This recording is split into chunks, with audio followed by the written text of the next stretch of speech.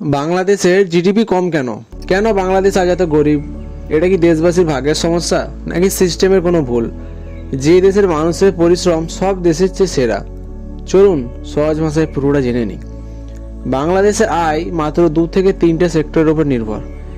এই দেশের সবচেয়ে বড় আয় আসে গার্মেন্টস এবং রেমিট্যান্স থেকে, মানে শ্রমিক আর পোশাক। কিন্তু একটা বড় অর্থনীতি তৈরি করতে লাগে বহু সেক্টর, যেমন গাড়ি শিল্প, ইলেকট্রনিক্স, সফটওয়্যার, মেশিনারি, প্রযুক্তি গবেষণা। এইগুলো বাংলাদেশে এখনো বড় আকারে তৈরি হয়নি, যার কারণে জিডিপি খুব ধীরে বাড়ে।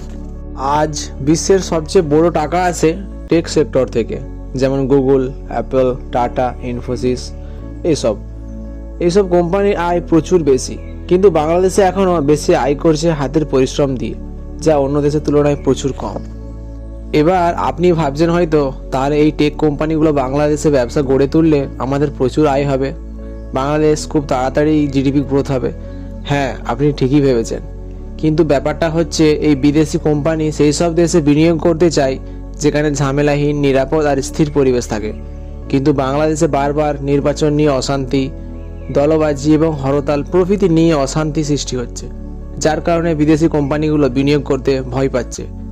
যেহেতু বিনিয়োগ কম, তাই জিডিপিও কম।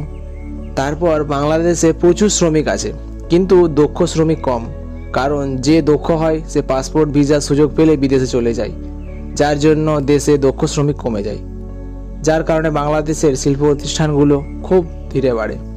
আজ আমাদের দেশ খারাপ অবস্থায় নেই, বরং গার্মেন্টস সেক্টর র্যাঙ্কিংয়ে বিশ্বের দ্বিতীয়, আর রেমিট্যান্স সেক্টরে এশিয়ায় বিশ্বের তৃতীয়। এখন এই দেশ জিডিপি খুব তাড়াতাড়ি বাড়াতে হলে দরকার প্রযুক্তি শিক্ষা বৃদ্ধি, দুর্নীতি কমানো, রাজনৈতিক লড়াই থামানো, আমদানির চেয়ে রপ্তানি বাড়ানো, আর সঠিক দিক নির্দেশনা এবং একসাথে কাজ করার মানসিকতা। এই প্রধান 6টি কারণ যদি ঠিক হয়, বাংলাদেশ এগিয়ে যাবে, যা আর কখনোই থামবে না।